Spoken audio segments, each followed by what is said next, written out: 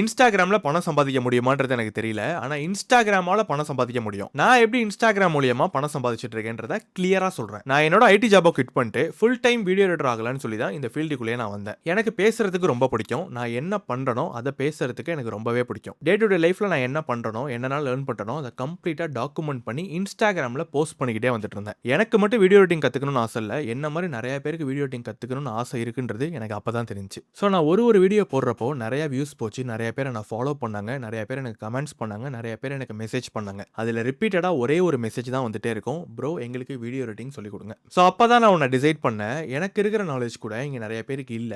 So நான் இவ்வளோ வருஷம் என்னெல்லாம் கத்துருக்கனோ அத ஒரு ப்ராப்பரா ஒரு கோர்ஸா ரெடி பண்ணி மத்தவங்களுக்கு குடுத்து அவங்க ப்ராப்ளம சால்வ் பண்ணலாம்னு சொல்லி 9ல இருந்து 10 மாசம் டைம் ஸ்பெண்ட் பண்ணி ஒரு கோர்ஸ ரெடி பண்ணி அந்த கோர்ஸ லான்ச்சும் பண்ணிட்டேன். சோ நெறைய பேர் என்கிட்ட கோர்ஸ் வாங்கி படிச்சுட்டு இன்னைக்கு அந்த கோர்ஸ் மூலியமாவே அவங்க பணம் சம்பாதிச்சுட்டு இருக்காங்க. இதுல நீங்க திங்க் பண்ணக்கூடிய ஒரு விஷயம் என்னன்னா எவ்வளவோ இன்ஸ்டிடியூட்ஸ் இருக்கு, எவ்வளவோ எடிட்டர்ஸ் இருக்காங்க.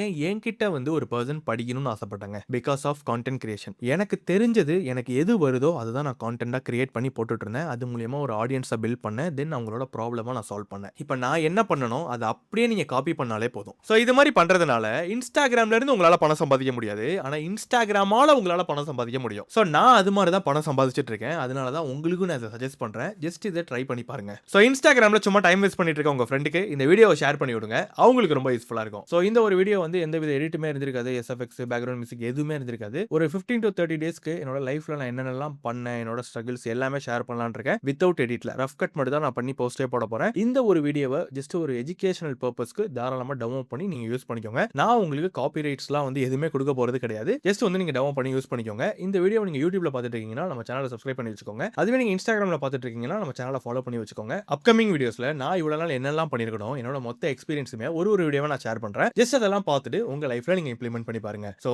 Thank you so much guys. Upcoming வீடியோஸ்ல நம்ம பார்க்கலாம். பை.